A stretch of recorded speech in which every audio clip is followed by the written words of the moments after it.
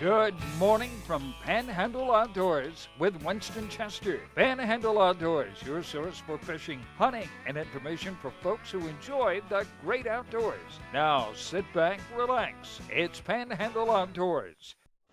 Good morning, folks. Welcome to Panhandle Outdoors. I'm Winston Chester. Glad you're here again this morning. Got a great show lined up, and we'll get started with our weather, brought to us by Haney Technical Center. Principal Mike Heppenstall and the able-bodied staff there. Be glad to help you in any kind of program you would like to choose. Now, the weather, folks, it looks like a summertime forecast I'm about to give. The high today is going to be 87. Low tonight be 69, and it's going to be warm. And it might be a stray afternoon thunder shower, but for the most part, it's just going to be a warm day. Water temperature, like we said yesterday, remains around 73 degrees, and the bait fish are showing up pretty strong in a lot of areas, okay? Take a look at our river readings. The river readings, the Apalachicola, and I rode over the Apalachicola Saturday afternoon. Really looks healthy. It's reading a 7.8, really in good shape there. 7.8. People like to fish around 6. I know that. The Choctawhatchee is a 3.3, but pretty level. So the rivers have leveled out on us, and they're looking pretty good. And I know I've got some pictures later on in another segment showing some good freshwater catches. All right, now let's take a look at our tide chart brought to us by Kent Forest Lawn Funeral Home and Cemetery. We're looking at today's high tide is at 7:23. Today's the 21st. Okay, it's not much of a tide now. Only looking at 0.4 foot, and low will be at 4:31. So yesterday was not a strong tide. Neither is today. But if you're looking on for the weekend, got that full moon coming up and all. So we got a really good strong tide coming up for the weekend. A lot of tidal flow, even affecting the lower end of both river systems. All right. Let's take our first break, and we'll be right back.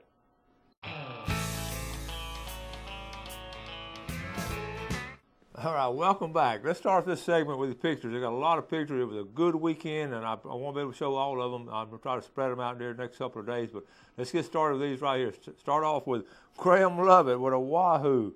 They had a good, that was Saturday morning. Good job there, Graham Lovett.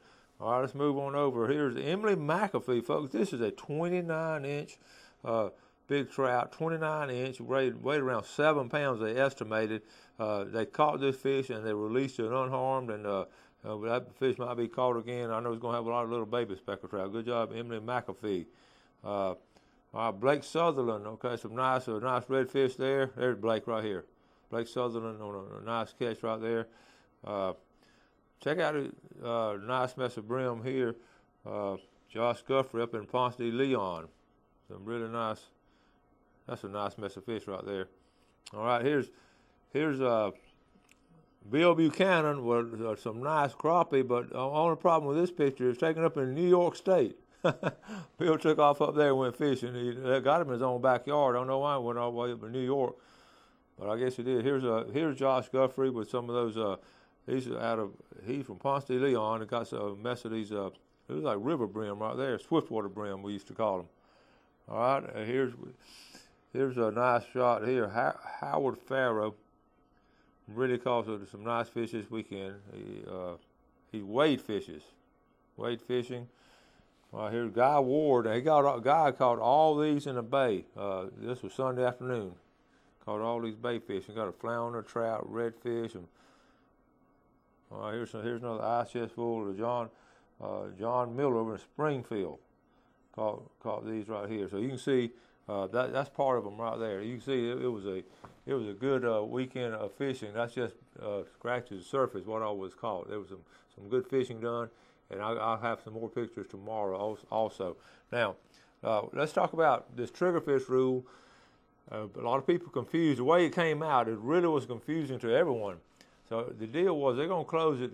June and July basically when they're going to close triggerfish season, starting of course on June 1. But this year, they're going to start closing on June the 10th, and that's what's throwing everybody off. I think it was just late getting down. It had to have so many days where you have to notify the public. So by the time the rule came down and reached to us, all the fishermen, that was the deal right there. So it will close on June the 10th, but now next year it will close again on June 1st. So June and July to be closed. So it's really not that complicated once you sit back and look at it. But when it first came out, it was. So make sure you do that. Tip of the day, and some guys did this. In fact, I talked to Scott Lindsay. He did this past weekend. red snapper season is, be next Saturday, opening up, and it'll be, or Saturday week. And a lot of people are going out scouting and checking out the holes, and you're not finding snapper on every hole, but once you find them, there's a good mess of them there. So if you get a chance this weekend and trying to check out your spots and all, good idea. Just go scouting for red snapper, because a lot of people want to get there Saturday morning and catch them early and get on back. And you don't have to go out 30 or 40 miles. Or there's good holes, 5 or 6 miles. These public sites where the wrecks and the barges and all are all been built, excellent sites. So you might want to go scouting around this weekend. Of course, you can fish some too, but good idea to scout. And if they're there this coming Saturday, they'll be there the following Saturday. Okay? Now, I want to say a special good morning to my great nephew Dylan Chester. He watches. I saw him Saturday night. He told me he's about this high. He told me he watches me on TV sometimes, and I asked him why didn't he wave at me. He said because you were inside the box there. So I'm going to wave at Dylan this morning. Hopefully he'll wave back. Thank you, Dylan. I see you there, buddy. All right. Look, we're going to take this break and we'll get back. We've got a good video coming up, so we'll get back and introduce our video.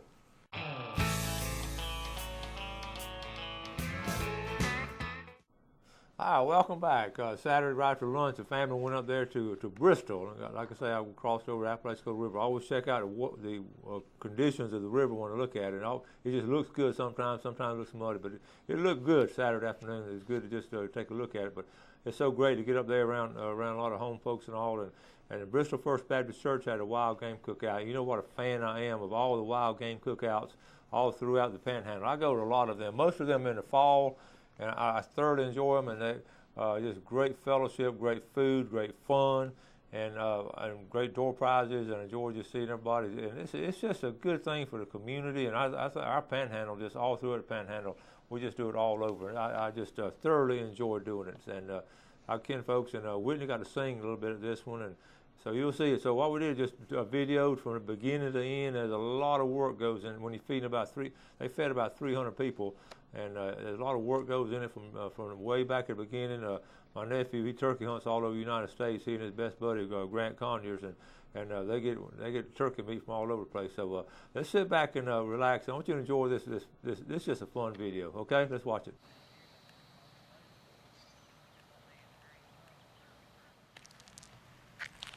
You know, folks, I'm coming back to my roots every time I come back up here to Liberty County and Gaston County. And I've got a bunch of old friends and all, and good families, and this is, sportsman banquet. That's what Panhandle Outdoors revolves around, these kind of people. These are real people doing real things, and no script, no prompts, anything. So I'm just tickled to be here. We're going to meet all the folks, all the cookers, and just have a great time tonight.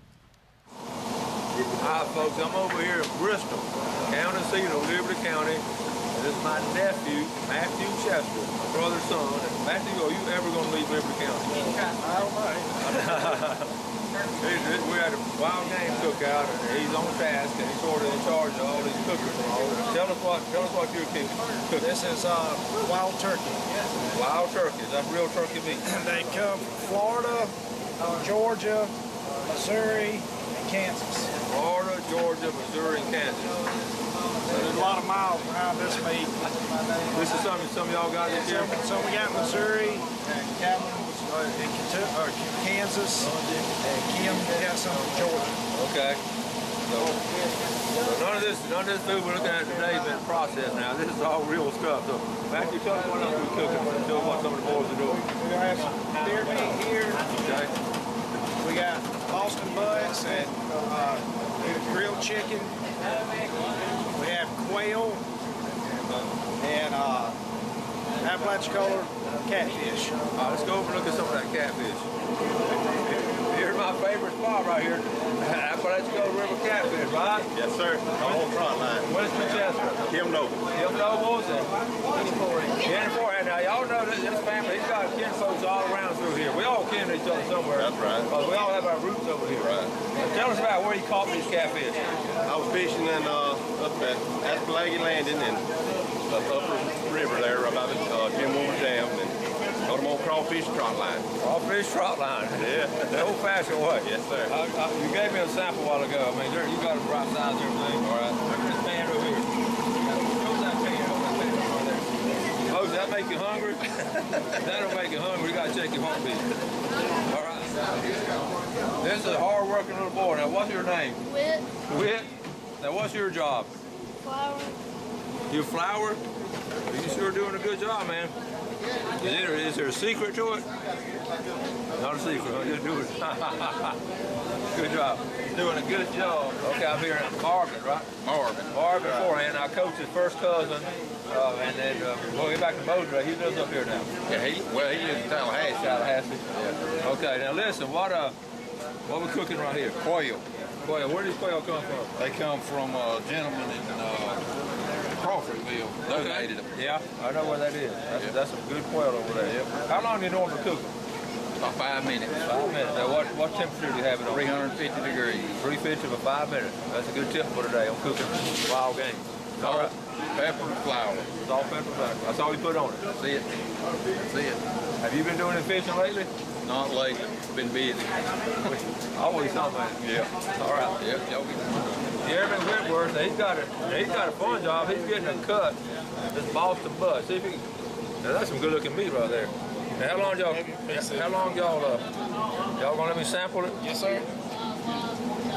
I get a meal usually. That's why I always hang around the cooks. I get a meal for the meal. Hey. How long y'all cook this? 10 hours. Man, that is good stuff. 10 hours. Good. Now, what's your name? Gabriel. Gabriel, now what's your job today? Taste testing. What is it? Taste testing. Taste testing. Food's good. Give it a point. I like him. What we got going on over here, guys? We're cooking venison. Venison. Yes, sir. Back strap, ham, cut up. Now that looks good. Now who got all this deer meat? I don't know, Matthew and Grant come up with it somewhere. That's some good I wish I could say I killed them all, but I didn't. All right, now what are you cooking it on? What temperature? I reckon about 350, About 350. 325 to 350. How long are you cooking it? It takes about 4 or 5 minutes tops. 4 or 5 minutes. Yeah. All right.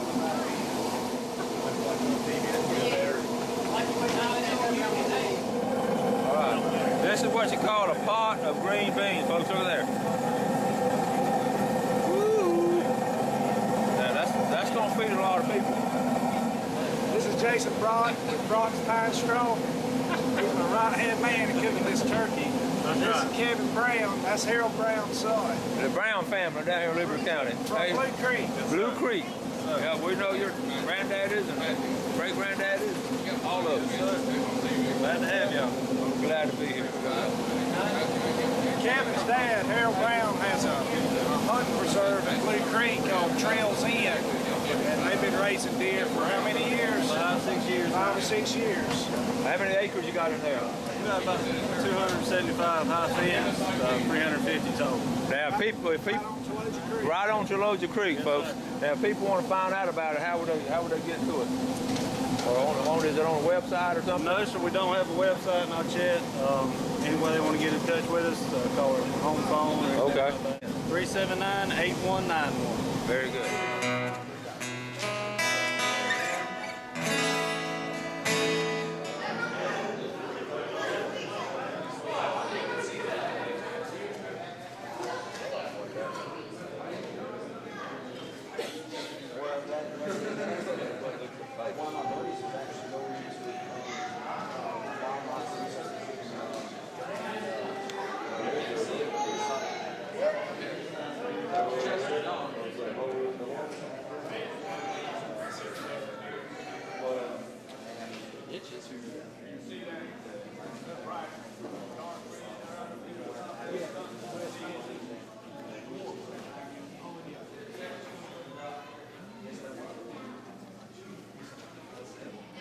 And it's like going to Saskatchewan or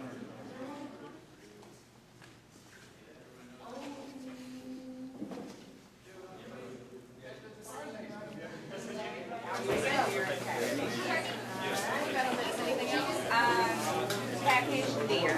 Chicken? Yes, I'm right. Okay.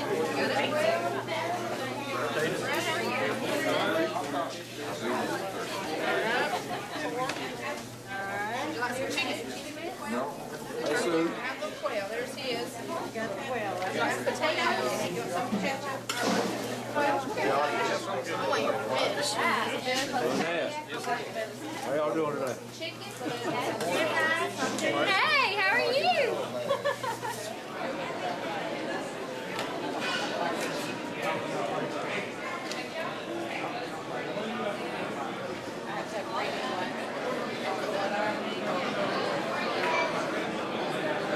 The host of the only day-to-day outdoor show in here at Panama City, Winston, Texas. Thank you, man. Okay, good to be home. I always wanted to put an area here at home, and although we live in Panama City now, my mom was born down in the hospital, and dad born right up the road. I see so many familiar faces and so many big families here. I always get tickled with Matthew's country. My nephew, as he's growing up, he wants to play ball, and always through Liberty County High School, and I see the former ball player he played with down here, the cheerleaders over here, and always just great to see their smiling faces now they're growing and all that, the kids that themselves. It's great to be here. Really. Also, I want to introduce our entertainment for tonight. Okay, my son-in-law, Walter Woodward, back here, happy church. Walter, you know, as a dad, and his daughter grows up, and always pray that your daughter will be, a godly man. Our prayer for him is Walter is a godly man and a good father to us, and has been a wonderful addition to our family. Okay? Also, my oldest granddaughter, Whitney Woodward. Whitney will be singing for you, and Whitney will be, she's quite an outdoorsman herself. She's a sixth grader at Panhandle Academy, and she also taken for 2 or 3 years and a wild hog back here with Bloody Rivers and all. So she loves the outdoors, and she just carrying on the tradition. And I can't, I was sitting over here eating while they were passing back. My mother, my granddaddy, Jack Gills, was preaching at the hospital church here. We met at the church, and my mother would sing at different Pentecostal churches. Kyle Petty, you know what I'm talking about, all throughout. And they were all good too. They knew their great-great-granddaughter was in Liberty County singing some songs. The songs are different from back then, but the message is still the same today. So without any further ado, I'm going to introduce my son, Walter, Grandpa Whitney.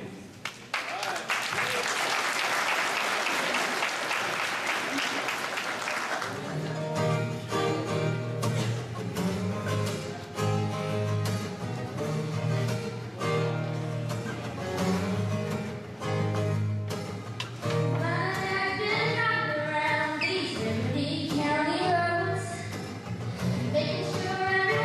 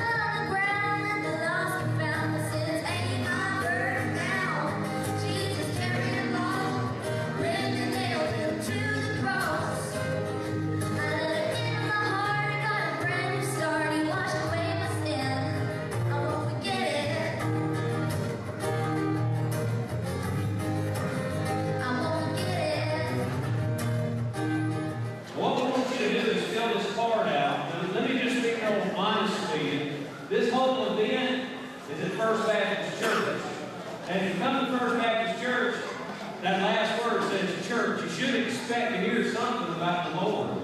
And tonight, I've been asked to talk about the Lord. And I love to talk about hunting. I like to talk about fishing. The biggest thing that my parents instilled in me was a love for the Lord and a love for Scripture. Brother Kyle, look, I'm a good person. I don't cuss, drink, or chew, or date girls that do, you know. Man, I'm a good person. I'm honest. You know what the Bible said? Ain't enough. Okay, we got Mojo, Dove, Decoy. These are from McCoy's Sports. Dusty Arm.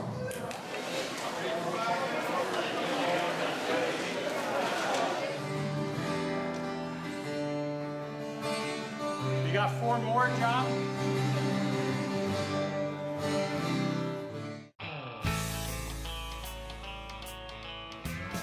All right, folks, welcome back. Real quickly, our times for today. Mark Cowart brought to us 9:25, 11:25, and 9:51, 11:51. I've run out of time. Thank y'all for watching the show. Do something good for somebody today, and God bless.